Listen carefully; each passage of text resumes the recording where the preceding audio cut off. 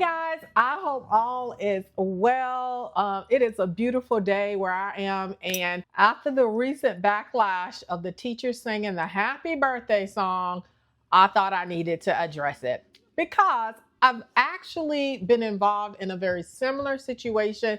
So I think I have perhaps a very unique take on it. So, if you guys don't know, my name is Cindy Lumpkin. I've dubbed myself the LD coach. I started a micro school. Oh, wow. Over 10 years ago. It wasn't called a micro school then because that term wasn't around. But anyway, here we are. I really wanted to address this because I feel like this is so indicative of where we are in America right now. There's just so many dividing lines, and it's just so frustrating to so many people, including myself. Okay. Like, I actually had a moment of not a literal breakdown, but in church today, I finally admitted, like, I am not dealing well, right? I consider myself a human of goodwill. And as a human of goodwill, I am extremely frustrated, particularly with a group of people who believe like me, but perhaps don't live the way that I see myself living. But that's neither here nor there. Maybe I will address that one day. Let's get into this video. We're going to watch it first, and then we're going to come back and I am going to tell you my unique perspective. Okay, so YouTube wouldn't allow me to play the video, so you're gonna have to go and research it, but the video will continue as if it was inserted here. Wow, right? So like I said, as soon as I saw that, two things happened. One, my heart was broken. Two, I immediately recalled a time involving a white colleague that I worked with who was involved in a similar situation. And I'm gonna tell you about that in a second.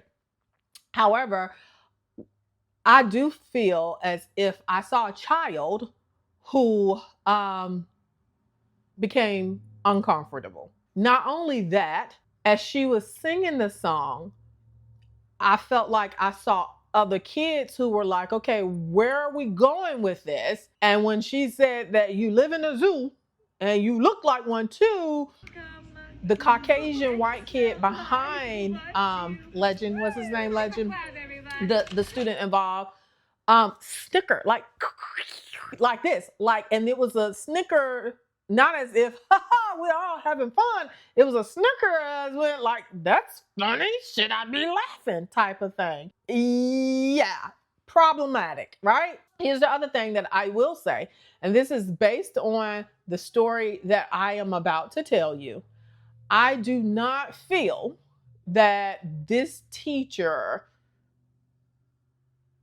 intentionally was being racist. But the whole incident to me presents an even bigger problem. This incident highlights what is going on in America, what is like at the root of some of this stuff that is going on in the United States. Not let me say America, right? Because America is huge. United States is like this, the United States. And it's extremely sad because at some point we have to learn and grow as a society. And if not, we're going to continue to have all of these divides and continue to fight each other. The story of my colleague and I actually was on maternity leave. I had a white colleague. She worked with the severe, profound population, and she was an excellent teacher.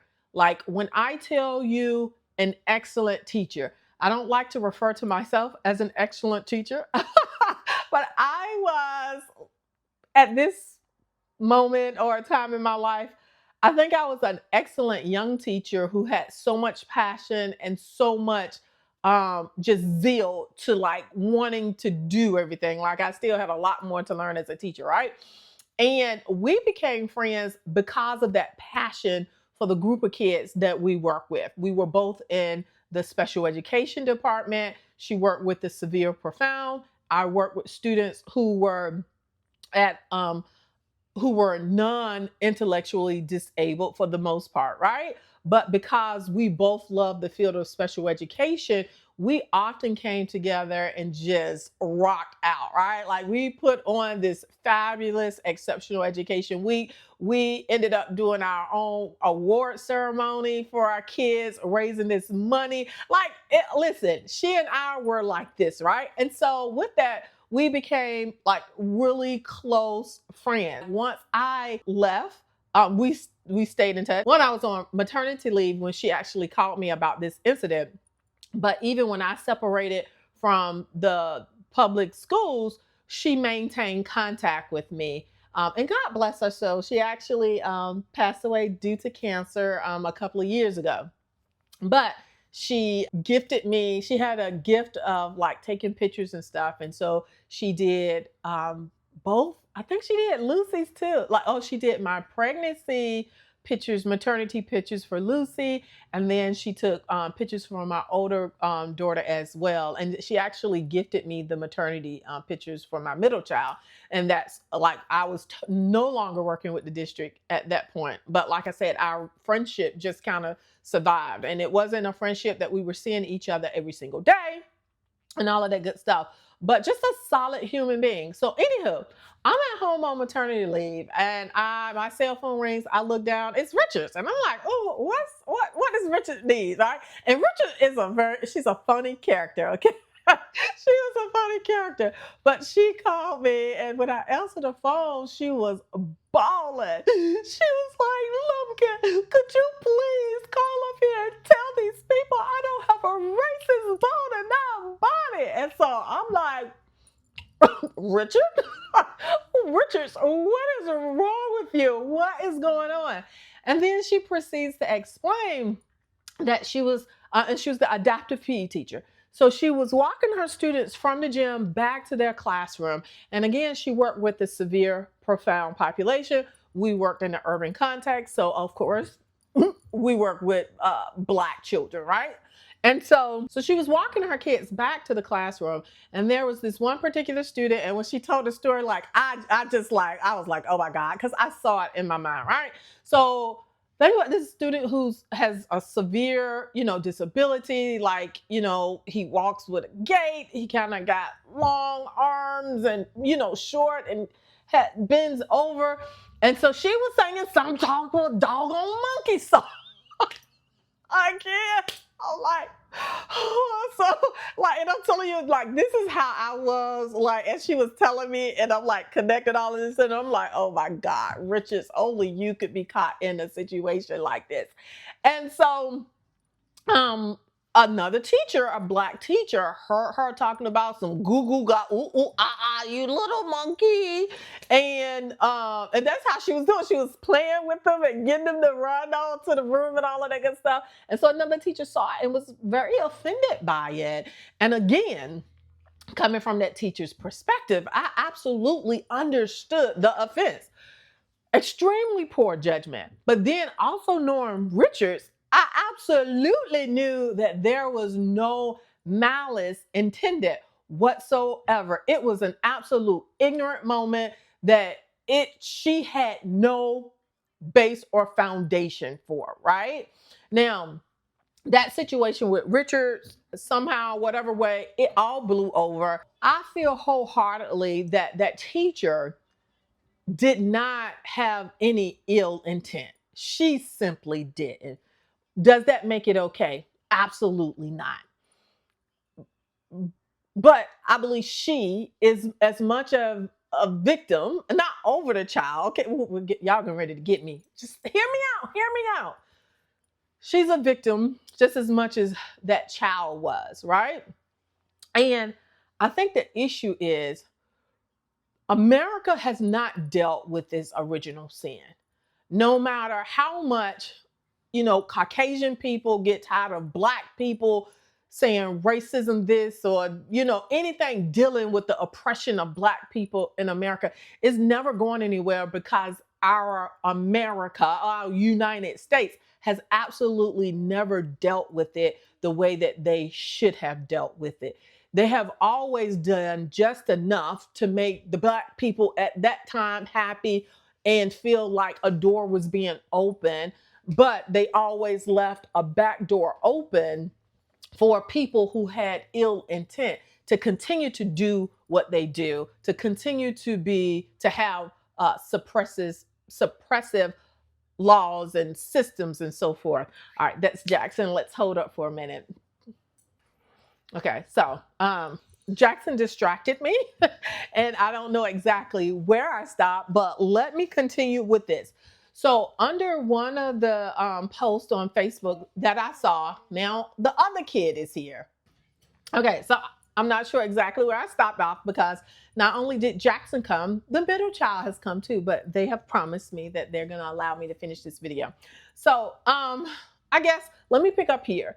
There's just clearly two different perspectives. As I was looking at a Facebook post that shared the video and looking at the different comments, I could read the comments and I absolutely understood. Jackson, could you stop doing that?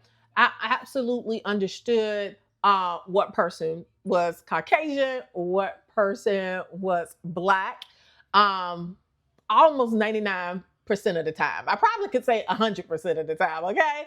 And it was sad. But as someone who had already experienced this with Richards, I understood how that teacher could be at that point. She used poor judgment again, and there's no I'm gonna say there is no excuse, but I'm gonna also share to you why there is an excuse, right? And why we can't allow that to continue to be an excuse. So anyway, on this post, I've poured out a couple of comments that I want to highlight. So here's one. My family sang that song to each other at our birthdays. It was just fun. We never ever thought it was a racial song. So many people's feelings are hurt over silly things. Do you buy monkey toys, books, watch monkeys on TV, the zoo? How about pajamas? This is so silly. This is not silly. And it might surprise you that Black people don't mess around with monkeys like that. Yes, we do see them at the zoo. And yes, the baby monkeys are the cutest and we like learning about them. But ma'am, if you understood monkeys and Black people being in the same sentence, you will also understand that people, even now, uses that to dehumanize Black people. We're often compared to monkeys, not in a silly happy birthday song, seriously. Okay? And so the same thing about watermelons and fried chicken. Even though sometimes we take those things and turn them around and own them and laugh at them, as a Black person, being compared to a monkey is serious. And although you and your family have sung that song, that was you and your family, and I'm almost guaranteeing it was you as a Caucasian and your Caucasian family. And we can't be mad at you for that because that is your experience.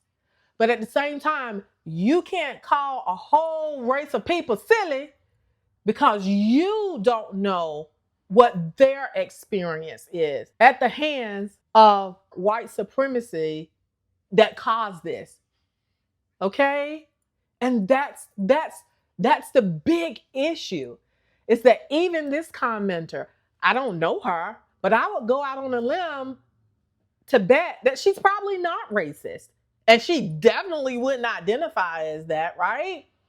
But because our country will not address the horrific, evil things that it has done and be honest and truthful about the ongoing impact about the evil things that they've done, we have Caucasian people who think the world and the United States center around them and their experiences. And if someone else's experience is different than theirs, then it's automatically silly. People's feelings are just so easily hurt. Well, ma'am, I'm telling you now, as a grown woman, refer to me as a monkey, that I live in one, that I look like one. That will hurt me. And that hurt comes from a place of knowing that there was someone once that looked like the person who was singing that song, who did that to try to dehumanize me. Let's go on to another one. The child wanted her to sing it. She asked him, and he said yes. If she didn't ask him, everyone would be up in arms that she left him out. Such an ignorant statement. Again, we're talking about a 6-year-old boy who is most likely in kindergarten. She said, do you want me to sing the funny song or the silly song or whatever type of song? And he was just like, yes. He didn't know what she was going to sing. Again, the look on his classmates' face behind him told me he was like, okay, what are we getting ready to do? So now we blame the child. Again, this comes from a lack of knowledge about the experience of a group of people who is so pivotal to the United States and who has had such a difficult time fighting to be human, and now not only to take this moment to say that some people's feelings get hurt so easily. We blame a 6-year-old child.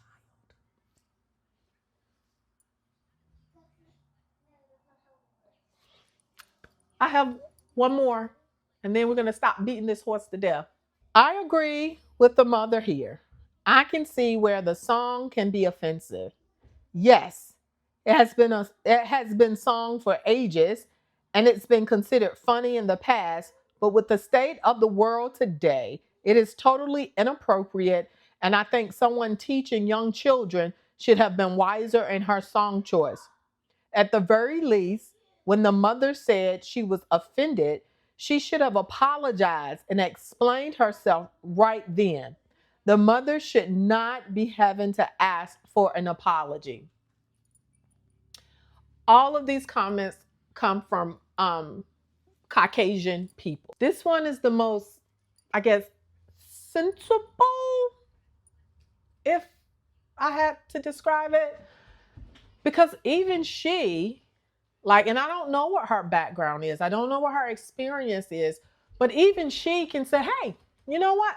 Maybe this can be offensive to someone else. And I don't know about you guys, but I've always been taught, just because I can say something doesn't mean I should say something.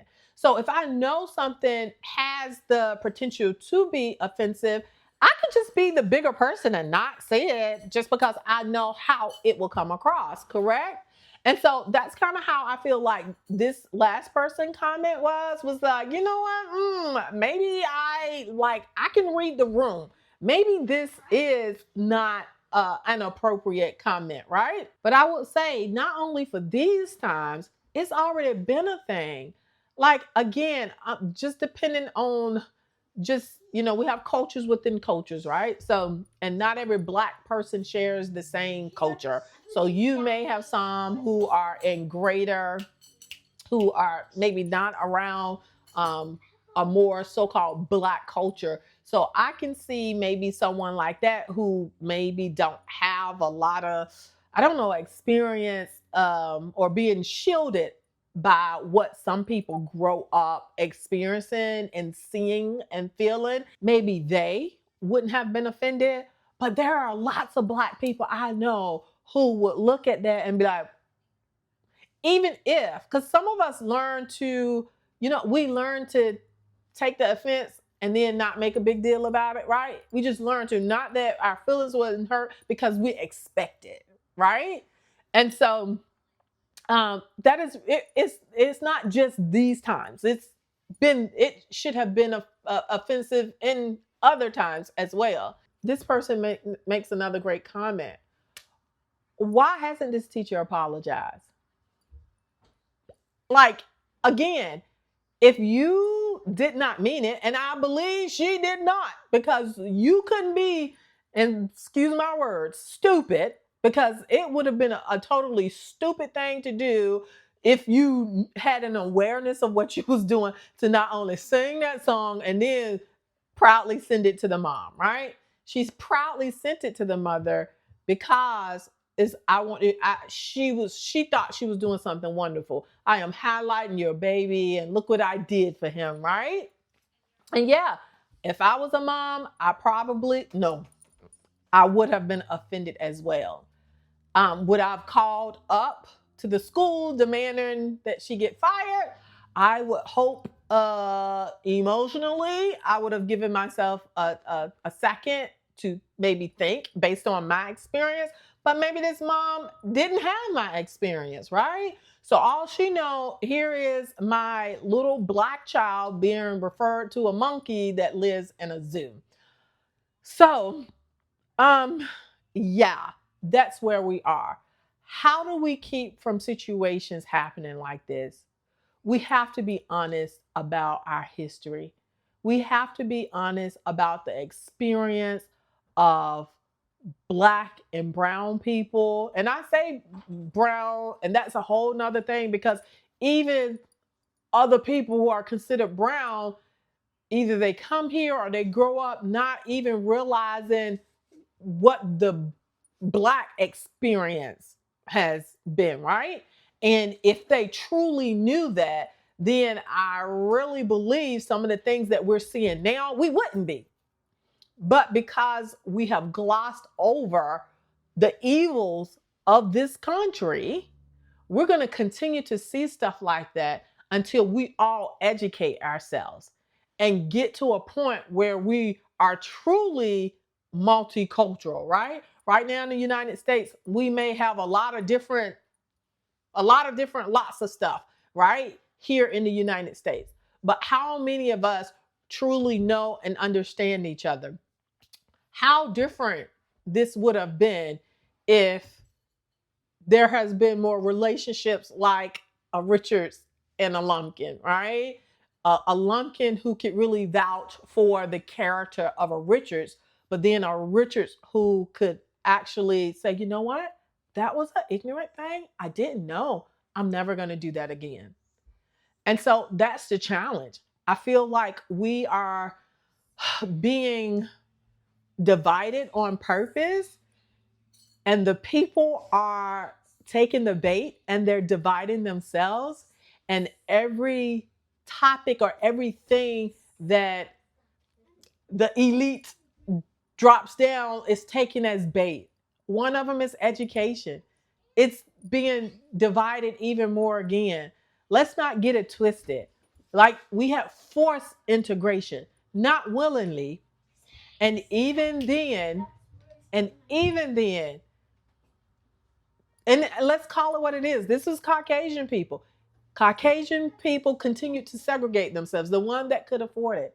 That's when we had the height of the private sector, the private schools starting, right? And so we have to really guard against this separation. You guys know that I preach school choice, and I believe that, right? I'm never going to stop. And again, if you got money, you can do what you want with your money. But if you want to be a citizen of goodwill, and when you're deciding to separate yourself, I'm praying it's because of quality instruction, right? Maybe safety, or your belief that you just should be at home teaching your own kids, and not because you are trying to keep your children from others that may be undesirable to you. And if you are that person who is separating your children, like my kids go to private school. So again, I would be a hypocrite if I would come up here talking against private schools. But like I tell people all the time, I can be for privates and not against public schools. And I'm absolutely not against public schools because they are needed, all right? And they are needed. But I'm also very cognitive of when I pull my child, she is in a multicultural environment that embraces multiculturalism, okay? And she is seen. And so, just for the families who do the small homeschools, don't separate your child and then only have them looking at people that look like them. Like, if you're going to separate them, then you do what you need to do in order to make sure they're seeing people who look different than them, people who have different experiences than them. Like, again, I don't know if you guys seen some of the videos, or I think it was a video that I posted in last spring about my kids. I used to take them to the homeschooling little project by the University of Kennesaw here in Georgia, and it was predominantly Caucasians, but I wanted my students to experience that, not only because it was others that I know that they didn't see all the time, but it was also because they were teaching on the Holocaust, right? And I believe that until America, the United States, start treating its Holocaust of Black or Native and Black people, and then do the work that's needed to be done that Germany has done, we're going to continue to see stuff like this.